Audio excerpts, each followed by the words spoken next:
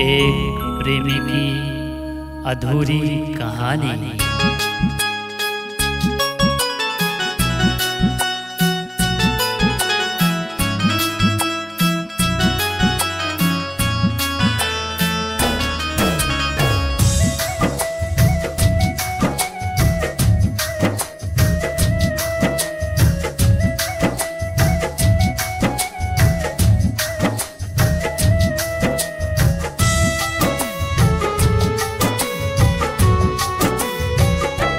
दर्द दिलवा के कैसे मिटाई,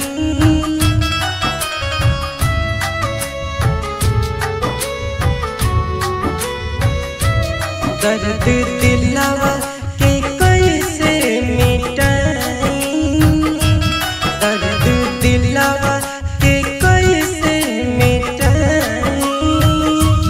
काहे हमारा के गइलू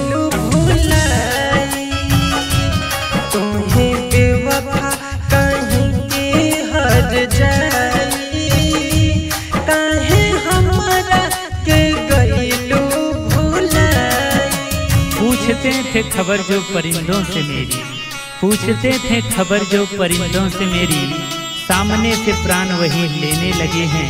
इजहारे मोहब्बत उम्मीद क्या करें, मौत की भी दुआएं देने लगे हैं।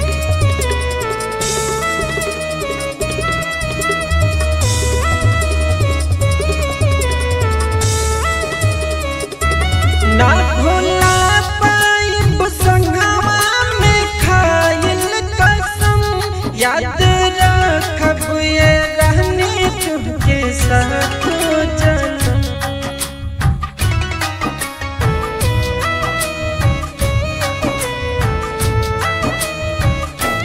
ना भूला पाइब संगवा में खाइल कसम, याद रखब ये तुमके साथ जन्म।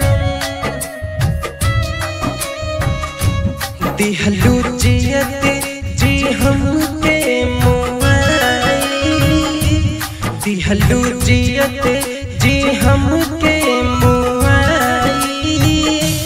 काहे हमारा के कैलू भुलाई, तुम्हें बेवफा कहीं की हद जाई।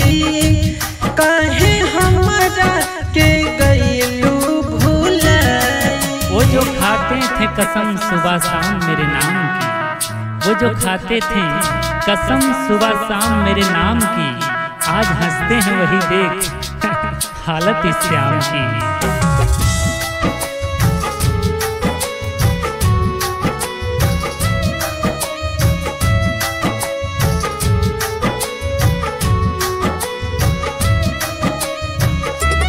कौन श्याम से हो गइल रानी कसूर, काहे गइलू तू इतना नजरिया से दूर।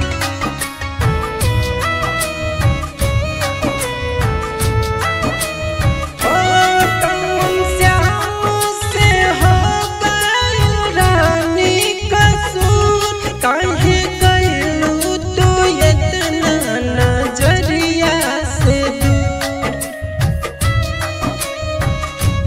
कब मिथुन के बनबू भौजाई, कब मिथुन के बनबू भौजाई। काहे हमरा के गइलू